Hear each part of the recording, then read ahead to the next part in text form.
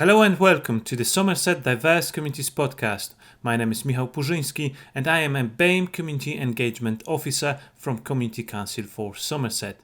This show is about Black, Asian and minority ethnic communities in Somerset.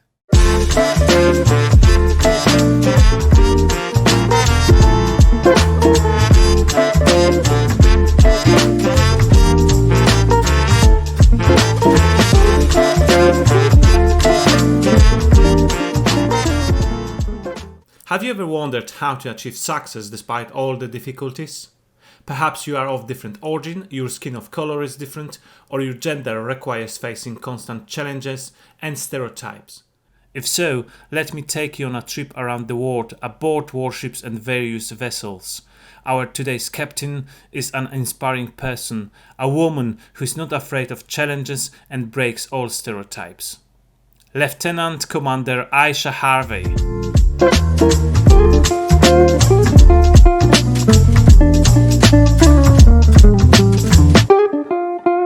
Hello Aisha, it's fantastic that you accepted our invitation to today's podcast. I'm pretty sure that your story will inspire many of us, so without further ado, let's start. Aisha, where are you from and when did you come to the UK? I was born in Trinidad and I'm the youngest of four. My mum is white British Trinidadian and my dad was a black Trinidadian Grenadian. We moved to the UK in 1988 when my mum left my dad. So it was her on her own with the four of us. And we settled in Somerset as my mum's cousin was already in Yeovil. So it meant that we already had like a bit of a family network here. And we managed to get some council housing in Henstridge, which is where I still live. So we'd only ever been homeschooled in Trinidad. So we went to primary school in Charlton Hawthorne, which is a much smaller village primary school, which was better for our needs.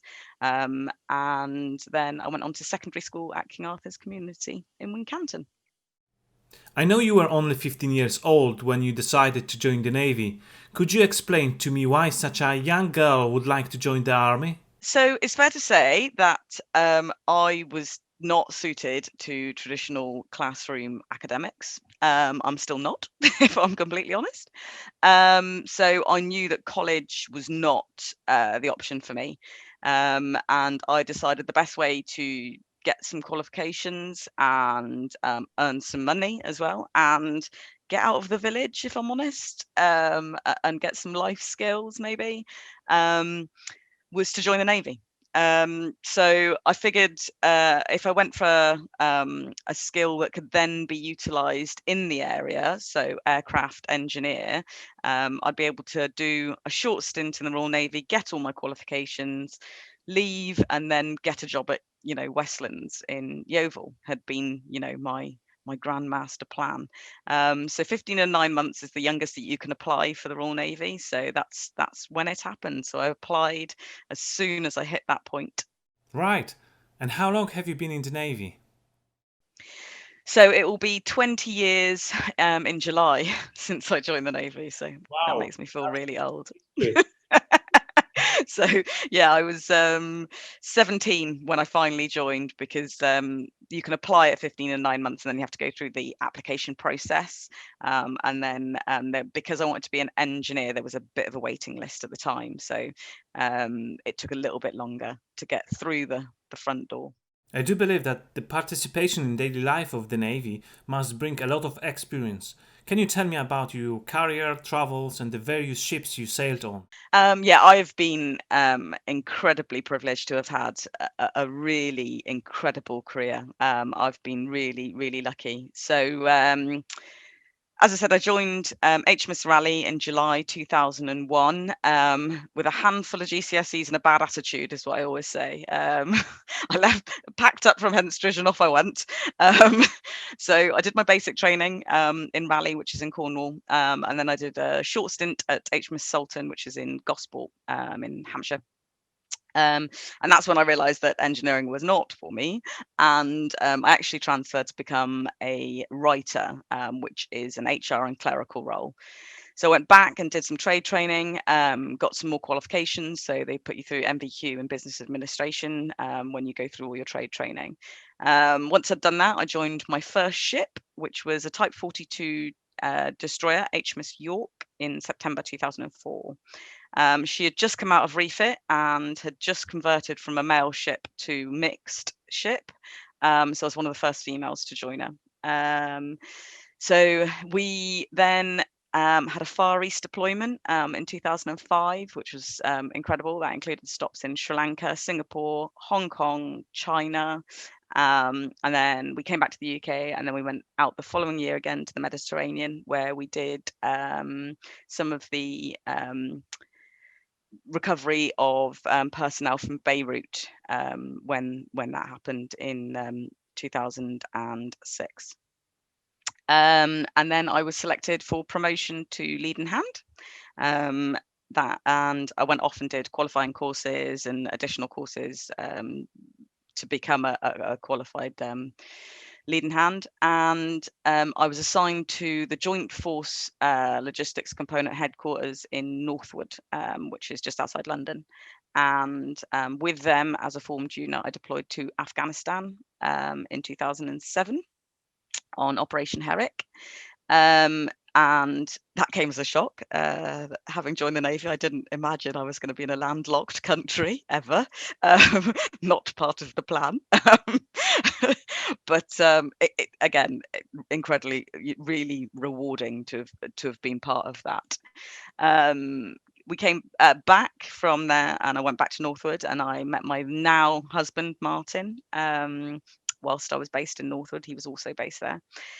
And it was whilst I was at the Joint Force Logistics Headquarters that I was encouraged to commission as an officer. So some of the other officers said that they thought that I had some of the correct attitudes and attributes, and that I should look to do it. So lots of encouragement, and I went for it. So I applied to be commissioned, and you have to go through various other sort of stages to make sure that you're, educationally qualified and so on to do it. So you need I think it's GCSEs, including English and maths, which I had. And then I left Northwood, came to Yeovilton for a little bit, which was nice. It was a novelty, first time in my career that I was back home. So that was in 2009. So that was sort of 8 years in. And it was a very short stint because I went to the Admiralty Interview Board, which is where they say yes or no to becoming an officer. I passed that, and I was selected in 2010 to go and be an officer. So it was a very short stint at Yeovilton. And off I went to Dartmouth, which is where Britannia Royal Naval College is. And that's where all the officers do their basic training. So that was in April 2010. Because I was only 26 at the time, I entered Dartmouth alongside all of the direct entrant graduates. So all the guys who'd come straight from university into the Navy. So exactly the same training pipeline as them, treated completely equally, albeit I had obviously 9 years experience in the Navy, so I had probably a bit of a foot ahead of them, if anything. Although they did help me massively with the academics, because as I said, that is not my strong point. So whilst there, we did 10 weeks on board HMS Ocean, which is fleet time that you do as a young officer. So I joined HMS Ocean in Rio, and then we transited back to the UK via Nigeria, Sierra Leone, and Lisbon. Again, incredible experience. Sierra Leone was out of this world, like no place I've ever been. The people were just absolutely incredible. I then went on to my trade training, so my logistics officers training. So you always, officer first, and then you do your trade. And that's where I spent some time on board HMS Daring, so Type 45 destroyer. That was, she was just out and new and shiny and exciting. So I was the assistant logistics officer on board her, and I was on board for the first in-service firing of the Sea Viper missile. it still blows my mind. The technology and equipment on the Type 45s is, yeah, it boggles me, I must say. And then left her, finished my trade training, got my first proper job as an officer, so out of the training pipeline, and that was in Navy Command headquarters in Portsmouth. So I spent some time there, looking at manpower and planning of manpower, and then I was assigned as the logistics officer on board HMS Echo in September 2013. HMS Echo is a hydrographic survey vessel, and she helps to chart world seas, and amongst various other things. And indeed, she recharted the port of Tripoli, so that it was safe to navigate again, after sort of the Gaddafi era, when there was significant amount of ships within the port. So opening the port again and allowing trade and so on. It's a side of the Navy that not everyone necessarily understands or knows about, and it's really, really interesting the work that they do. The hydrographic vessels are really interesting. So I initially joined her in the Middle East, and then we visited sort of UAE, Oman, Bahrain. And then we ended up traveling across to Australia and the Far East, via the Maldives and the Seychelles, because the ship was requested to assist with the search for the missing Malaysian airline MH370. So we were involved in that. Again, having a ship that had the equipment and capability to be able to assist in this international endeavour to try and find this aircraft was, I felt very privileged to be part of that, and knowing that we were called upon to try and help.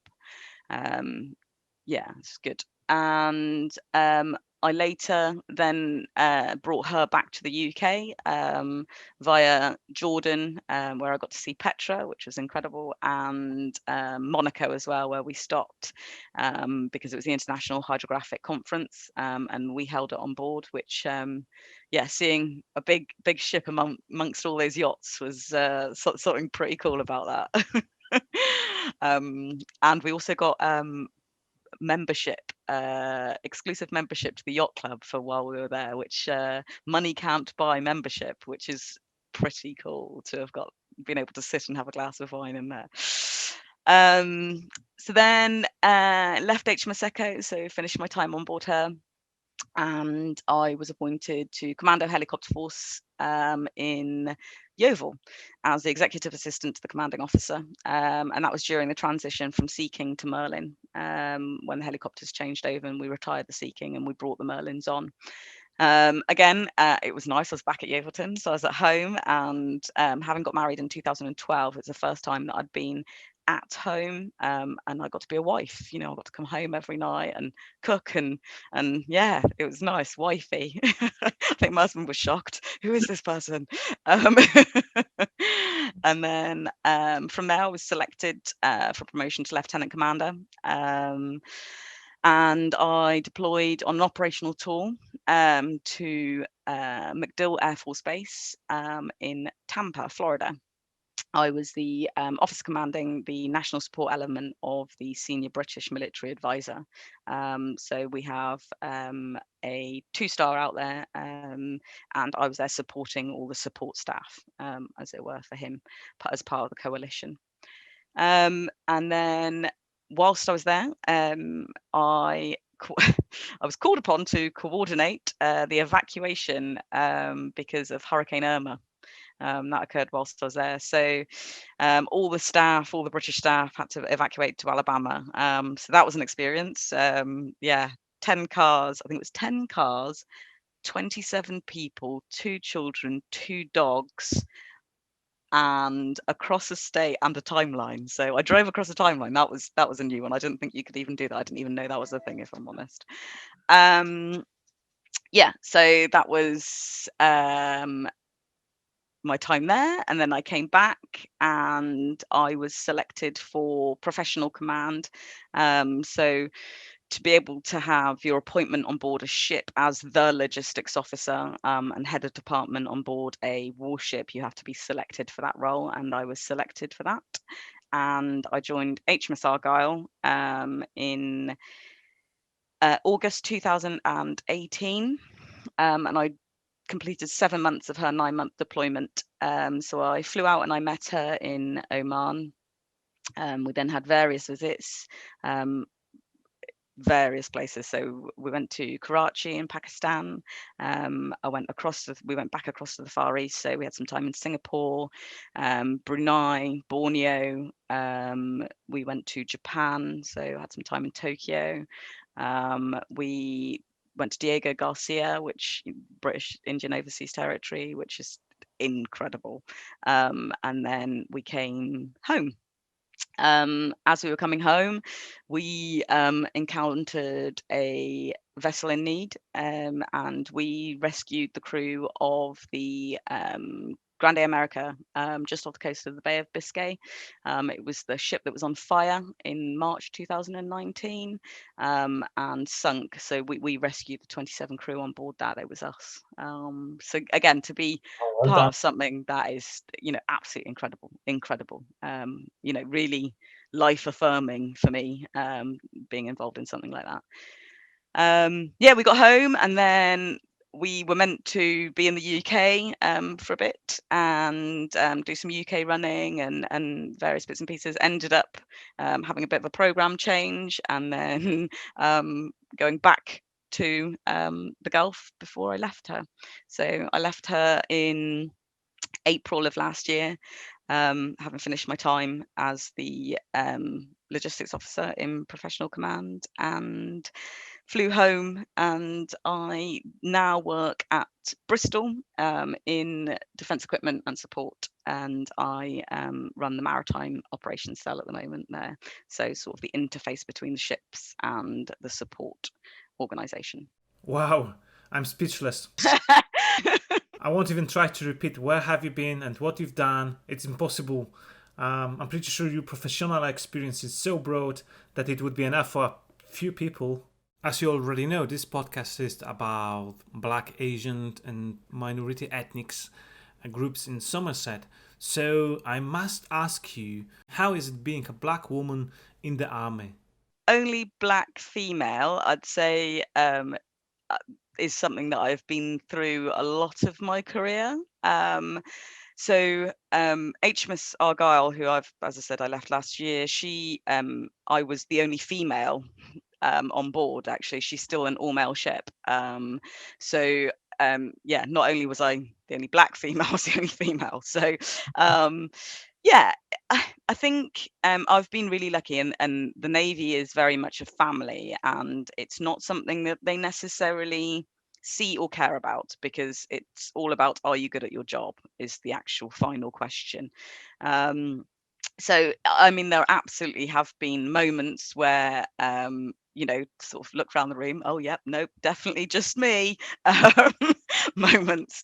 And I think everyone will have them, and I think, we have to sort of remember that women have only been allowed to sea for the past sort of 31 years. So 1990 was when women were first allowed at sea.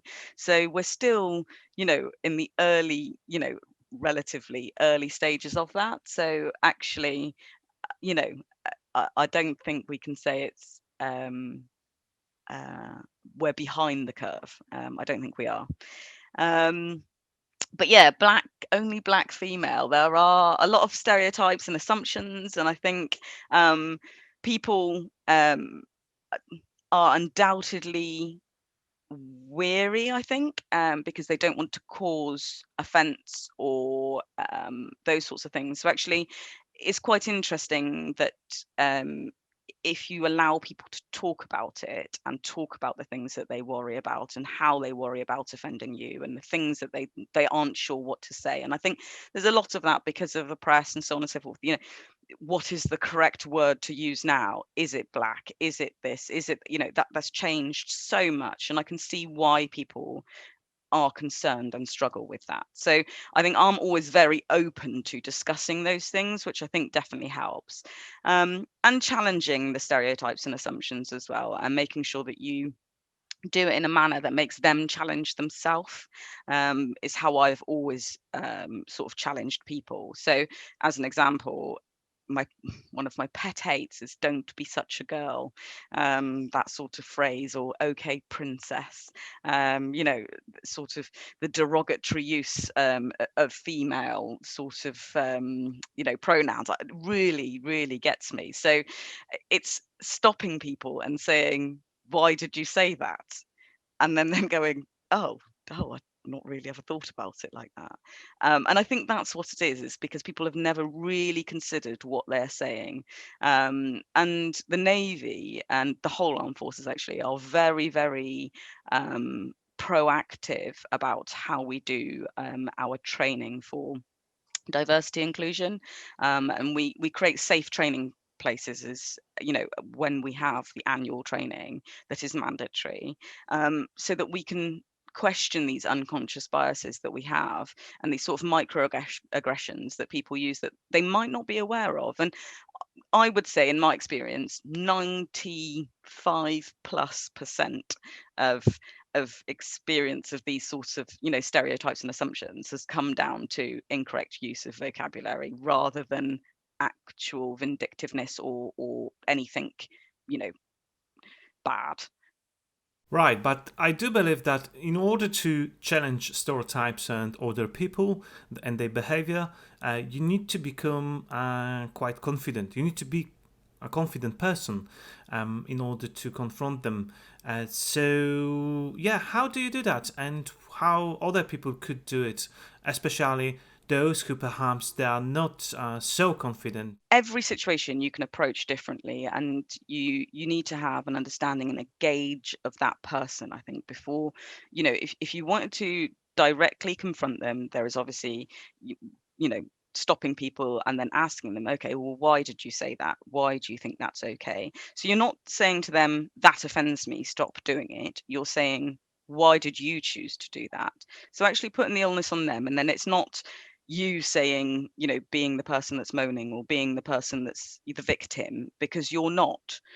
You're asking them to explain themselves, and actually getting them to question their behavior and their language is usually the first moment that they will realize what they've done, because I would say a lot of the time they don't realize. So again, and I get that does come with confidence, and I think you do need to be confident to feel that you can say that to someone. In certain situations, there will be, times when it's not appropriate, and I think there's sort of two different things there. So there's the active bystander and the sort of passive one, and it's the hope that there's an active bystander, so someone who will step in and diffuse the situation either by changing the conversation, which is again something that you can do. So if someone is making you feel uncomfortable due to the language they're using or anything like that, changing the conversation is a way to make it obvious that you are uncomfortable without being direct about why you're being uncomfortable. And it's sort of quite a passive way to be able to move on from that. And again, you would hope that this might make someone challenge themselves as to why have they just done that. And again, so it is challenging someone, but in a much less direct form. So, my understanding is that by challenging stereotypes and people, we not only help them to realize what they have just said, but also we help ourselves as we build our confidence. Is that right? Absolutely. And I think it is exactly that. And it's good for your own confidence, because I think I have found in every situation where I have challenged it, the person has always been always reacted positively to my challenge, in that they've either explained to me what they meant and then realized, okay, what I meant and what I said were two different things.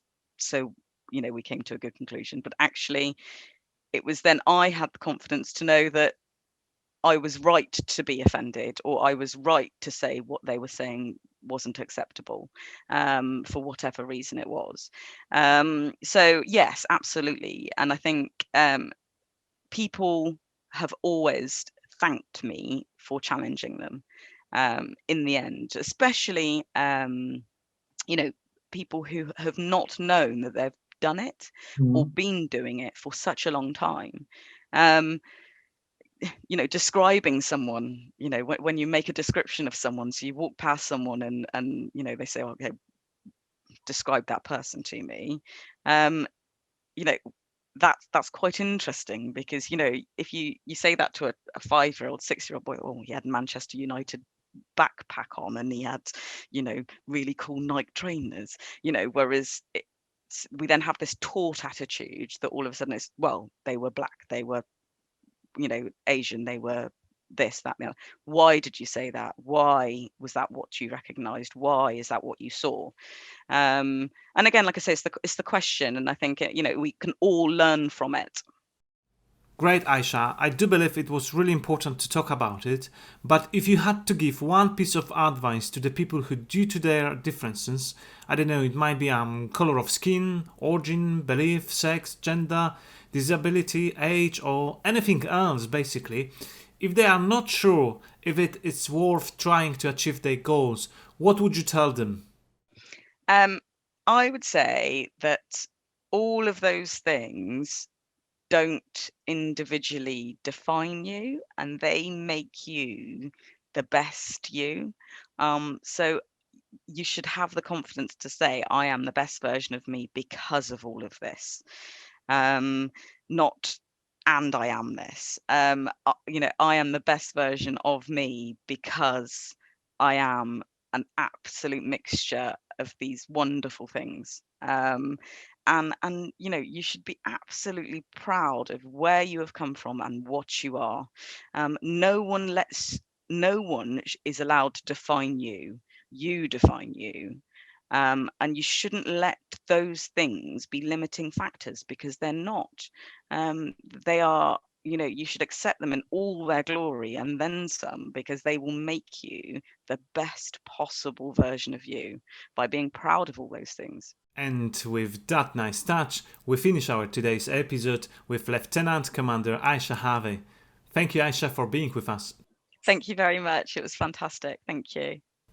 Also, I would like to thank our listeners for being with us today. If you want to be notified about our next episodes, please follow us on Facebook and check our website. It was a podcast of Somerset Diverse Communities. Stay safe, talk to you soon, goodbye.